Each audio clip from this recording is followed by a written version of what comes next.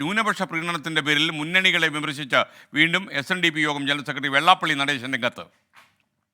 കേരളത്തിലെ ഇടത് വലത് മുന്നണികൾ അതിരുവിട്ട മുസ്ലിം പ്രീണനം നടത്തുകയാണെന്നാണ് യോഗനാഥത്തിൽ അദ്ദേഹം എഴുതിയ ലേഖനത്തിൽ വെള്ളാപ്പള്ളി ആരോപിക്കുന്നത്. യോഗനാഥം SNDPയുടെ മുഖപത്രമാണ്, നിങ്ങൾക്കറിയാം. യാഥാർത്ഥ്യങ്ങൾ തുറന്നു പറയുന്നതിൻ്റെ പേരിൽ രക്തസാക്ഷിയാകാനും താൻ തയ്യാറാണെന്നും വെള്ളാപ്പള്ളി ഈ ലേഖനത്തിൽ പറയുന്നു. മനീഷ് മഹിബാൽ ആലപ്പുഴയിൽ നിന്നും വിശദാംശങ്ങളുമായി ചേർന്നു. Manish, good morning. യഥാർത്ഥത്തിൽ രാജ്യസഭയിലേക്ക് കൂടുതൽ മുസ്ലിം MP മാരെ അയച്ചു എന്നുകൂടി യോഗനാഥത്തിൽ അദ്ദേഹത്തിൻ്റെതായ പ്രസ്താവന വന്നിട്ടുണ്ടല്ലോ. പച്ചയായ വർഗീയത പറയാനാണോ ഈ ലേഖനം അദ്ദേഹം മുഴുനീളെ ഉപയോഗിച്ചിരിക്കുന്നത്?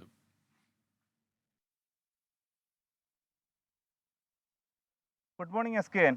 അതായത് SKN സൂചിപ്പിച്ചതുപോലെ തന്നെ പച്ചയായ വർഗീയത, ഒപ്പം തന്നെ ചില കണക്കുകൾ, വെള്ളാപ്പള്ളി നടേശൻ്റെ ചില നിരീക്ഷണങ്ങളൊക്കെ തന്നെ ഉൾപ്പെടുത്തിക്കൊണ്ടാണ് ഇന്ന് പുറത്തിറങ്ങുന്ന യോഗനാഥം മുഖമാസിക, SNDPയുടെ മുഖമാസികയിൽ ഇത്തരത്തിലുള്ള പരാമർശങ്ങൾ വെള്ളാപ്പള്ളി നടേശൻ നടത്തുന്നത്. ഈ ലേഖനം തുടങ്ങുന്നത് തന്നെ സാമൂഹിക യാഥാർത്ഥ്യങ്ങൾ, കേരളത്തിലെ സാമൂഹിക യാഥാർത്ഥ്യങ്ങൾ തുറന്നു പറയുന്നതിന് പേരിൽ തനിക്ക് രക്തസാക്ഷിയാകാനും തയ്യാറാണ്.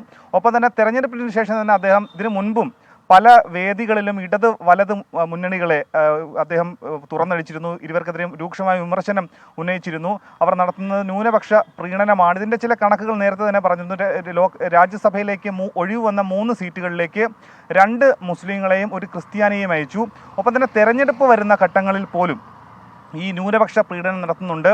അത് ഹൈന്ദവ ഭൂരിപക്ഷ മേഖലകളിൽ പോലും ന്യൂനപക്ഷ സ്ഥാനാർത്ഥികളെ ആക്കുമ്പോൾ എന്തുകൊണ്ട് മലപ്പുറത്തും കോട്ടയത്തും മാറി ചിന്തിക്കുന്നില്ല എന്ന കാര്യം പറയുന്നു. ഒപ്പം തന്നെ CPM-നും CPI-ക്കും എതിരായ വിമർശനം, പാർട്ടിയുടെ പിറവി മുതൽ പാർട്ടിക്കൊപ്പം പാറ പോലെ ഉറച്ചു നിന്ന ഹൈന്ദവരിലെ പിന്നോക്ക വിഭാഗം ആളുകളുടെ ആ വിശ്വാസം തകർന്നു.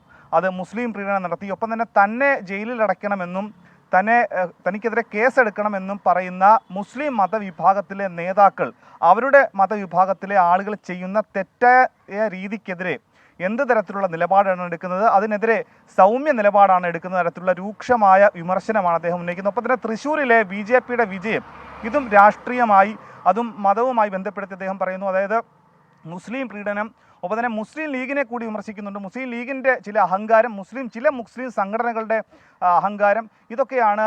ഒപ്പം തന്നെ മതവിദ്വേഷം, മതവിവേചനം നേരിട്ട ക്രൈസ്തവരാണ് കേരളത്തിൽ BJPക്ക് വോട്ട് ചെയ്തത്. എന്തുകൊണ്ട് തൃശ്ശൂരിൽ സുരേഷ് ഗോപി ജയിച്ചു എന്ന തരത്തിലുള്ള നിരീക്ഷണം നടത്തിയാൽ അത് ബോധ്യപ്പെടും. ഒപ്പം തന്നെ ഈ ലേഖനം അവസാനിപ്പിക്കുന്നത് കേരളത്തിലെ അതായത് സാമൂഹ്യ മേഖലയിൽ ഉണ്ടായിട്ടുള്ള ആ അസമത്വം തിരിച്ചറിയാൻ ഒരു സാമ്പത്തിക സർവേ കൂടി നടത്തണമെന്ന പരാമർശം നടത്തിക്കൊണ്ടാണ് വെള്ളാപ്പള്ളി നടേശൻ ഈ ലേഖനം അവസാനിപ്പിക്കുന്നത്. എന്താണെങ്കിലും അദ്ദേഹം തുടർച്ചയായി പച്ചയായ വർഗീയത, ഇത്തരത്തിലുള്ള കണക്കുകളും ഒപ്പം തന്നെ ഇത്തരത്തിലുള്ള നിരീക്ഷണങ്ങളും പുറത്ത് കൊണ്ട് പല വേദികളിലും പറഞ്ഞിരുന്നു. ഇതാ ഇപ്പോൾ യോഗനാഥത്തിൻ്റെ മുഖപ്രസംഗത്തിൽ തന്നെ ഇത്തരം പരാമർശങ്ങൾ നടത്തുന്നത്. കേരള കൗമുദിയുടെ എഡിറ്റോറിയലിലും ഇതേ കോപ്പി അവർ പ്രസിദ്ധീകരിച്ചിട്ടുണ്ട്. SKN. Okay, thank you. Manish മഹിബാലാണ് ആലപ്പുഴയിൽ നിന്ന് വിവരങ്ങൾ നൽകിയത്.